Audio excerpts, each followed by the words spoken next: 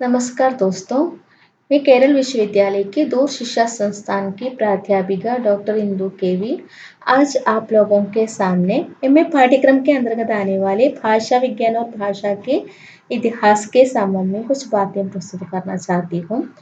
हमने पहले ही भाषा विज्ञान पर कुछ लेसन दे चुके हैं। भाषा के इतिहास पर भी कुछ लेसन दे चुके हैं। आज भाषा के इतिहास में ही भारोपीय परिवार के संबंध में कुछ बातें प्रस्तुत करना चाहती हूँ। तो भारोपीय परिवार को दो भागों में विभक्त किया है, केंटुम और सतम। तो केंटुम भारोपीय परिवार के केंटुम वर्ग में आने वाले प्रमुख भाषाएं हैं केल्टिक, इटालिक, जर्मनिक, ग्रीक, हिब्राइक और तोखारी।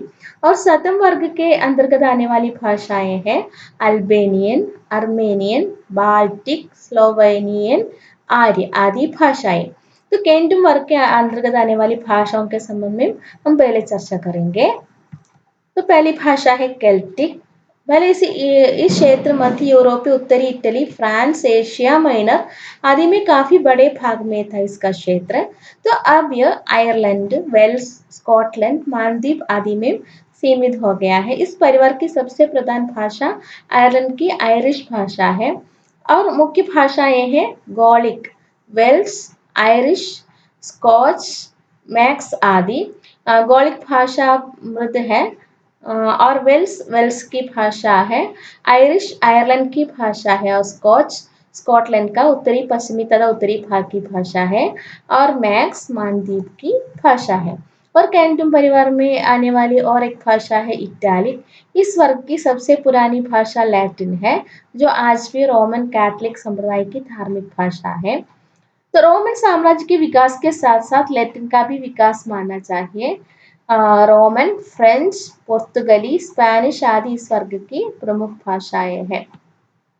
केंट वर्ग की और एक भाषा है जर्मनिक। इस वर्ग को ट्यूटैनिक भी कहते हैं। यह भारतीय यूरोपीय परिवार की सबसे महत्वपूर्ण शाखा है। ध्वनि परिवर्तन व ध्वनि नियमों के कारण भाषा वैज्ञानिक दृष्टि से इस शाखा का विशेष महत्व है। अंग्रेजी, पिजियन, फ्रेंच, जर्मन आदि इस शाखा की मुख्य भाषाएं हैं। जर्मन भाषा में दो बार ध्वनि परिवर्तन हुए हैं। पहला परिवर्तन तीसरी सदी में हुई थी, ईसा पूर्व के आसपास ही हुआ था और दूसरा परिवर्तन 7वीं सदी ईस्वी के लगभग हुआ था। इससे उच्च जर्मन और निम्न जर्मन के बीच अंतर आ गया। इसमें विशेष महत्व है क्योंकि उच्च जर्मन वहां की संस्कृति की भाषा है और निम्न जर्मन जनसाधारण की साहित्यिक भाषा है। जैसे हम वैदिक संस्कृत और लौकिक संस्कृत कहते हैं। वैदिक संस्कृत साहित्य और संस्कृति की भाषा है और लौकिक संस्कृत बोलचाल की भाषा है। उसी प्रकार जनसाधारण की भाषा है निम्न जर्मन। और केंटुम वर्ग के अंतर्गत आने वाली और एक भाषा है ग्रीक। इस परिवार का सबसे पुरानी भाषा है। इसका पूरा नाम हिल्लोनिक है। होमर की इलियड, ओडिसी आदि इस परिवार की भाषा का प्राचीनतम रूप हमें मिलता है। हम तो बहुत कुछ सुने हैं होमर की इलियड और ओडिसी के संबंध में।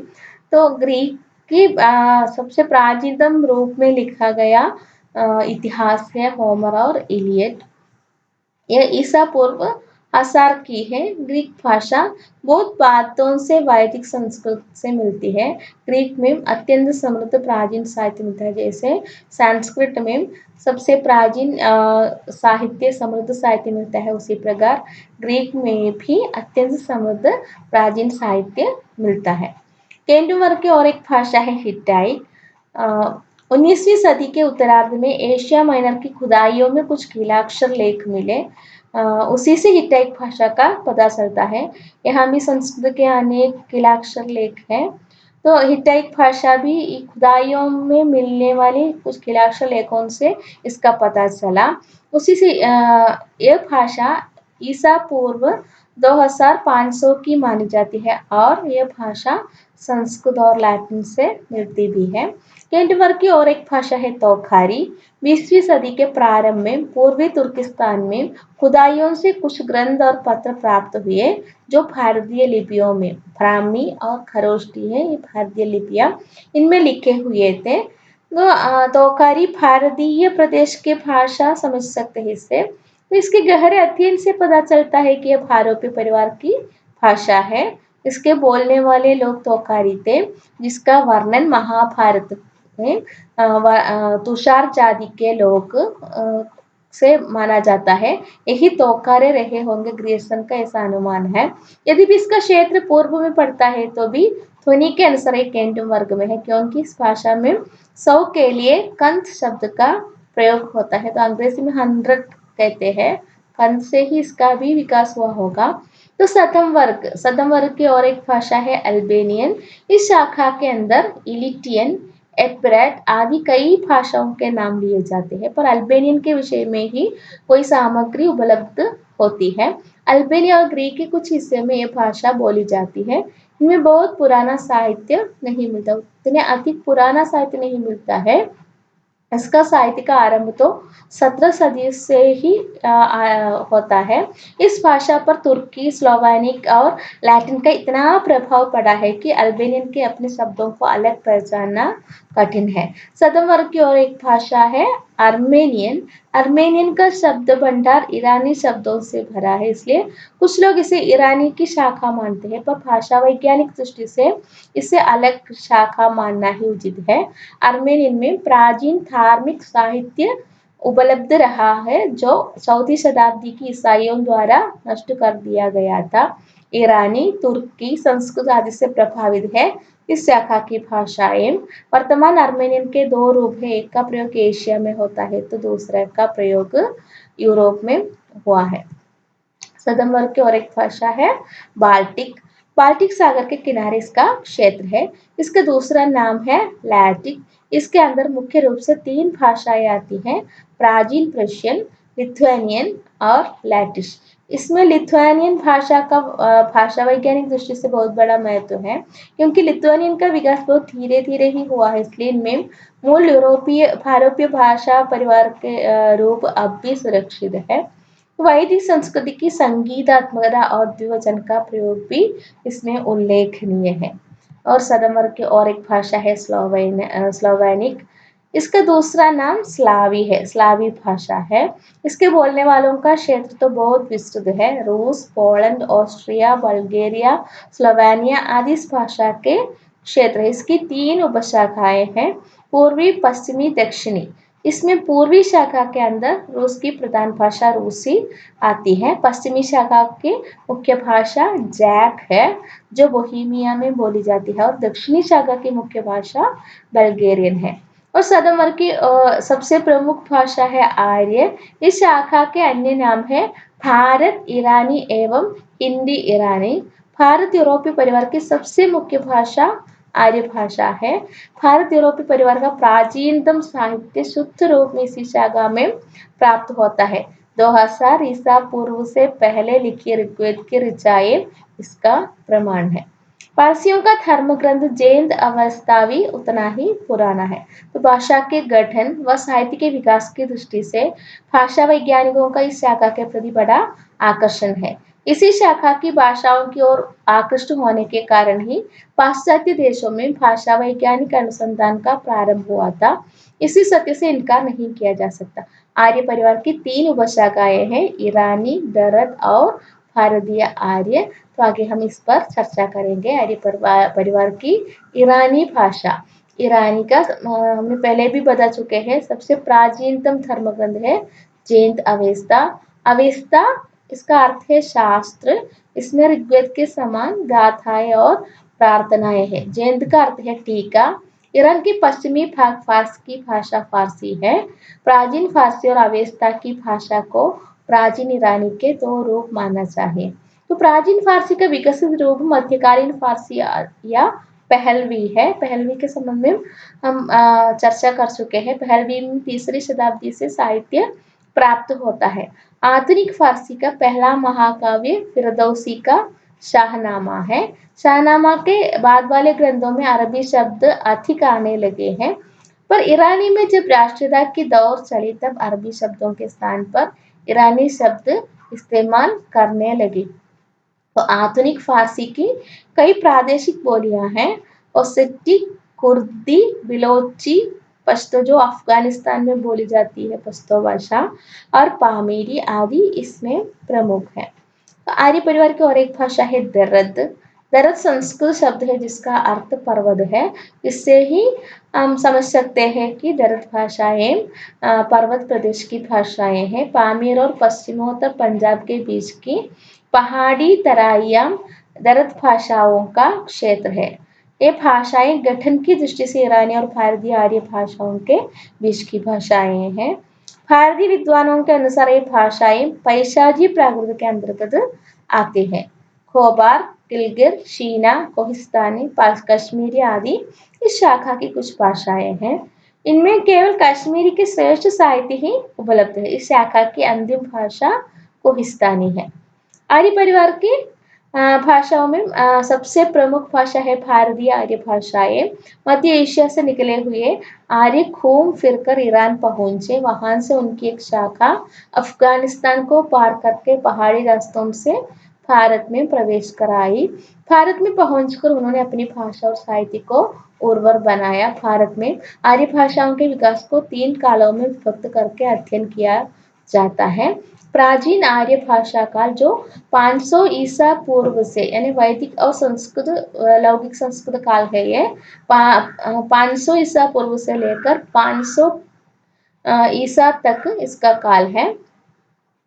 ईसा पूर्व तक इसका काल है। मध्यकालीन आर्य भाषा काल 500 ईसा पूर्व से 1000 ईसा तक है, जो पाली, प्राकृत और अपभ्रंश का काल है। और आधुनिक भारतीय आर्य भाषा काल 1000 ईस्वी से अब तक का काल है। प्राचीन आर्य भाषा काल, जिसे वैदिक और लौकिक संस्कृत का काल माने जाते हैं। तो वैदिक संस्कृत का सबसे प्राचीनतम रूप ऋग्वेद में प्राप्त होता है। चारों वेदों और बाद वाले ब्राह्म ग्रंथों का उपनिषदों की भाषा भी वैदिक संस्कृत ही है।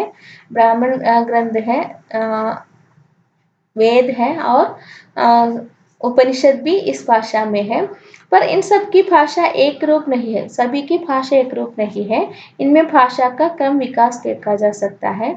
ऋग्वेद की भाषा उस समय की थी जब आर्य पंजाब में प्रवेश कर आए थे। अन्य वैदिक रचनाओं की भाषा आर्यों के मध्य देश की ओर फैलने के बाद की है। वैदिक भाषा बोलचाल की भाषा तो नहीं थी, इस समय की साहित्यिक भाषा थी। और प्राचीन भारतीय आर्य भाषा काल, इसे लौकिक संस्कृत काल भी कहते हैं। वैदिक संस्कृत के 3 रूप मिलते थे: उत्तरी वैदिक संस्कृत, मध्य देशीय वैदिक संस्कृत और पूर्वी वैदिक संस्कृत। आर्यों के उत्तर से पूर्व की ओर फैलने का प्रमाण है भाषा के ये 3 रूप। तो 5वीं सदी ईसा पूर्व के आसपास तक्षशिला के पास शालातुर के निवासी पाणिनि ने भाषा को व्याकरणबद्ध किया। 4 आशा सूत्रों की अष्टाध्यायी नामक इस व्याकरण ग्रंथ ने भाषा का संस्कार किया। भाषा का संस्कृत करने से ही इस भाषा का नाम संस्कृत रखा गया। ने संस्कृत नाम की अधिकारिणी हुई। संस्कृत प्राचीन भाषा की बोलचाल की भाषा रही है और राष्ट्रभाषा भी रही है। प्राचीन भारतीय आर्य भाषा काल के अंतर्गत आने वाले लौकिक संस्कृत रामायण महाभारत से लेकर शाहजहां के समय तक साहित्य इसमें साहित्य रचनाएं होती रही हैं। बाद में यत्र तत्र संस्कृत में साहित्य रचना हुई है। भारत की सभी भाषाओं ने संस्कृत से शब्द लिए हैं। तत्सम शब्द है, इसमें संस्कृत से अनेक शब्द लिए हैं। संस्कृत भाषा और साहित्य विश्व की सबसे अधिक संपन्न भाषा मानी जाती है और साहित्य की सूची में भी इसका प्रमुख स्थान है। लौकिक संस्कृत में सानुनासिक स्वरों का विधान है। भाषा सृष्टि योगात्मक, पहले ही हम योगात्मक भाषाओं के संबंध में चर्चा कर चुके हैं। तो इसमें भी हमने बताया था कि संस्कृत सृष्टि योगात्मक भाषा है। तो अष्टाध्यायी के कारण भाषा नियमबद्ध हो गई और उपवेदों की संख्या कम हो गई। भाषा में सुर यानी टोन का अत्यंत महत्व था, तो ये महत्व कम हो गया और सुर परिवर्तन में अर्थ परिवर्तन की स्थिति बदल गई। संस्कृत ने द्राविड़, आस्ट्रिक आदि भाषाओं के शब्दों को भी स्वीकार किया है। आगे मध्यकालीन भारतीय आर्य भाषा काल है। लोक भाषा या बोलचाल की भाषा आबाद गति से विकसित होती गई। अ, अपनी प्रकृति से विकसित होने वाली भाषा संस्कृत से भिन्न हो गई और प्राकृत कहलाई। प्रकृति से विकसित होने के कारण ही इसका नाम प्राकृत पड़ा। 500 ईसा पूर्व से 1000 ईसा तक फैले हुए प्राकृत काल को पुनः 3 कालों में विभक्त किया गया है। पाली और अशोकी प्राकृत काल जो 500 ईसा पूर्व से 1 ईसा तक है। प्राकृत काल 1 ईसा से 500 ईसा तक है और अपभ्रंश काल 500 ईसा से 1000 ईसा तक है। 1000 ईसा से आधुनिक भारतीय आर्य भाषा काल शुरू होती है। पाली और अशोकी प्राकृत काल पहला वर्गीकरण है। 6ठी शताब्दी ईसा पूर्व में बौद्ध धर्म की स्थापना हुई थी और 4-5 शताब्दियों तक इस धर्म का और साहित्य का विकास होता रहा। भगवान बुद्ध के वचन पाली कहलाते थे। आगे चलकर भाषा के इस रूप का नाम पाली पड़ गया। पाली नाम के विषय में विद्वान लोग एकमत नहीं है। कोई इसे पंक्ति से विकसित मानता है तो कोई इसका संबंध पल्ली या गांव से जोड़ता है। पल्ली या गांव की भाषा पाली बुद्ध वचनों का पालन या सुरक्षा इस भाषा में होने के कारण इसे पाली कहते हैं। तो अनेक विद्वान इसके संबंध में अनेक बात कहते हैं, उनके एकमत नहीं है। कुछ लोग इसे पल्ली या गांव से मानते हैं तो कुछ लोग बुद्ध वचनों के पालन या सुरक्षा होने के कारण से मानते हैं। प्रगट पालयक आदि शब्दों से भी पाली का संबंध जोड़ने का प्रयास हुआ है। अधिकतर विद्वानों के अनुसार पाली पर्याय शब्द से हुआ है। पाली का उद्भव मगध की बोली मागधी से इसका संबंध है। पाली और अशोकी प्राकृत काल बुद्ध और बौद्ध धर्मानुयायी भाषाओं के कारण पाली भाषा उस युग को अंतर प्रांतीय संपर्क भाषा रही है। तो बौद्ध धर्मानुयायी लोग पाली में ही लोगों से बातचीत करते थे, इसलिए संपर्क भाषा भी रही है उस समय। धर्मपद अष्टकथया अर्थकथा दीपवंश महावंश आदि धर्म ग्रंथों के अतिरिक्त व्याकरण छंदशास्त्र आदि ग्रंथ भी पाली में लिखे गए हैं। सम्राट अशोक ने बौद्ध धर्म को स्वीकार करने के बाद बौद्ध धर्म तत्वों को शिलालेखों स्तंभ लेखों और गुफा लेखों के रूप में खुदवा कर रखा था। इन लोगों से अशोक की शासन प्रणाली पर भी प्रकाश पड़ता है। देश के कोने कोने में स्थापित शिलाओं स्तंभों में उन प्रदेशों की भाषा का प्रयोग किया गया है।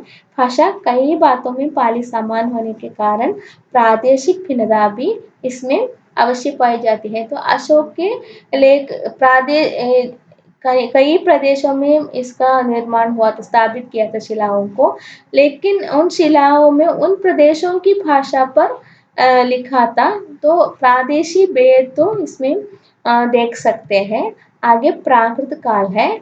प्रकृति ही संस्कृतम तत्र भवम प्राकृतम, ये हेमचंद्र का वचन है। हेमचंद्र इसे संस्कृत से विकसित मानते हैं। संस्कृत के व्याकरणबद्ध हो जाने के कारण जन सामान्य के बीच जो सहज स्वाभाविक भाषा चलती रही उसी का नाम प्राकृत पड़ा। भाषा वैज्ञानिकों ने इसके 5 भेद स्वीकार किए हैं। शौरसेनी, पैशाजी, महाराष्ट्री, अर्थमागधी और मागधी। शौरसेनी मथुरा या शूरसेन प्रदेश के प्राकृत को शौरसेनी प्राकृत कहते हैं। संस्कृत नाटकों में नीच पात्रों द्वारा प्रयुक्त प्राकृतों में एक शौरसेनी प्राकृत है। जैसे संस्कृत कालिदास जैसे महान नाटककारों के नाटक में भी संस्कृत तो उच्च वर्ग के लोग ही बोलते थे, निम्न वर्ग के लोग और स्त्रियां प्राकृत में बोली जाती थी। इसमें शौरसेनी प्राकृत और मागधी दोनों का प्रयोग हुआ है। आगे पैशाजी है। पैशाजी महाभारत में पिशाच जाति का उल्लेख है। उत्तर पश्चिम और कश्मीर के रहने वाले थे। उन प्रदेशों में प्रचलित प्राकृत का नाम पैशाजी है।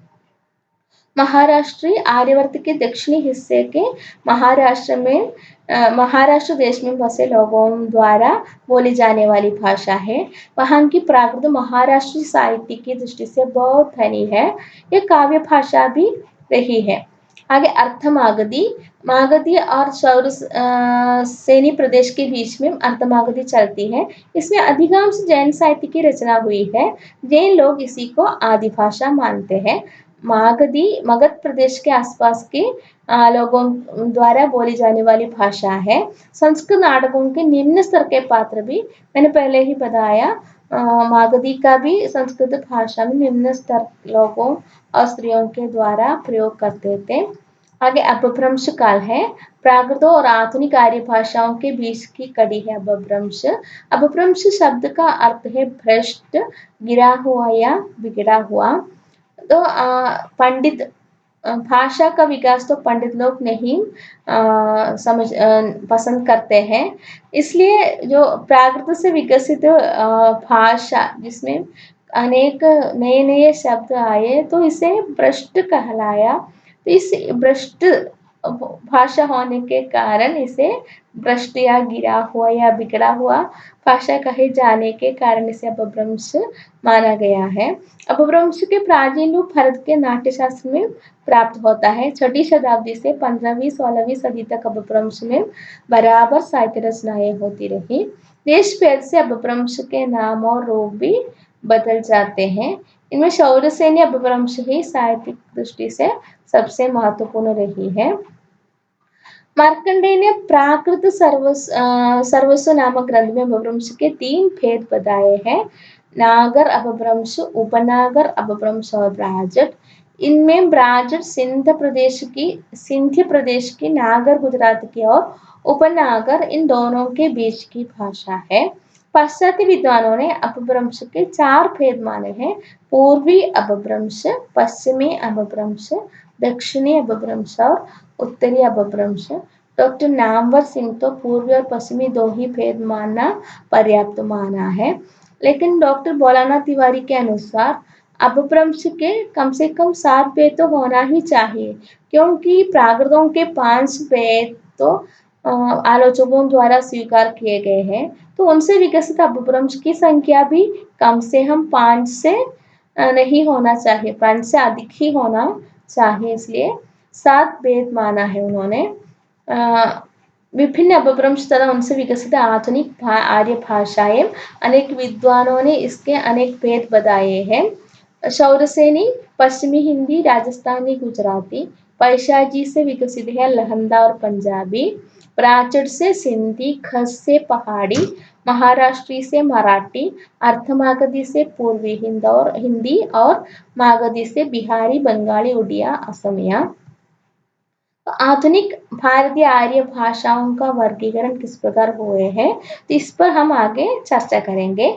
जॉर्ज अब्राहम ग्रेसन ने नवागत आर्यों की भीतरी अंतरंग वर्ग कहा और चारों फैल जाने वाले पूर्वगत आर्यों के बाहरी या बहिरंग वर्ग कहा। तो जो आर्य नए नए आए हैं उन्हें भीतरी या अंतरंग वर्ग ही कहा उन्होंने, और अन्य आर्यों को बाहरी या बहिरंग वर्ग कहा। इस आधार पर और आर्य भाषाओं की ध्वनि, शब्द भंडार और व्याकरण की दृष्टि से उन्होंने आर्य भाषाओं का भेद 3 वर्गों में किया, बाहरी उपशाखा, मध्यवर्ती उपशाखा और भीतरी उपशाखा। बाहरी उपशाखा के अंतर्गत उन्होंने पश्चिमोत्तरी समुदाय सिंधी लहंदा, दक्षिणी समुदाय के अंतर्गत मराठी, पूर्वी समुदाय के अंतर्गत बिहारी, उड़िया, बंगला, असमिया आदि को देखा है, और मध्यवर्ती उपशाखा के अंतर्गत मध्यवर्ती समुदाय यानी पूर्वी हिंदी को रखा है, और भीतरी उपशाखा के अंतर्गत अंतरंग वर्ग केंद्रीय समुदाय यानी पश्चिमी हिंदी, पंजाबी, गुजराती, भोली, खानदेशी और पहाड़ी समुदाय पूर्वी, मध्य, पश्चिमी आदि तरह उन्होंने इसका वर्गीकरण किया है। तो डॉक्टर सुनिधि कुमार चैटर्जी ने भारतीय आर्य भाषाओं का वर्गीकरण योग किया है। पहला है उदीच्य, जिसके अंतर्गत सिंधी, लहंदा, पंजाबी आदि आती है, और प्रतीच्य के अंतर्गत गुजराती, राजस्थानी। तीसरा है मध्यवर्ती, जिसके अंतर्गत पश्चिमी हिंदी आती है, और प्राच्य के अंतर्गत पूर्वी हिंदी, बिहारी, उड़िया, बंगला, असमिया आदि आती है, और दक्षिणादि के अंतर्गत मराठी। भारतीय आर्य भाषाओं का वर्गीकरण डॉक्टर धीरेन्द्र वर्मा ने इस प्रकार किया है, जैसे उदीच्य इसके अंतर्गत सिंधी, लहंदा, पंजाबी आदि आते हैं। प्रदेश के अंतर्गत गुजराती, मध्यवर्ती के अंतर्गत राजस्थानी, पश्चिमी हिंदी, पूर्वी हिंदी और बिहारी आते हैं और प्राच्य के अंतर्गत उड़िया, बंगला, असमिया आदि आते हैं। दक्षिणात्य के अंतर्गत मराठी। इस प्रकार है भारतीय आर्य भाषाओं का वर्गीकरण। और इन आर्य भाषाओं के संबंध में हम पिछले अध्याय में अध्ययन कर चुके हैं। आगे हम भारतीय हिंदी के उद्भव और विकास, भारतीय आर्य भाषाओं में हिंदी के उद्भव और विकास पर चर्चा करेंगे। धन्यवाद।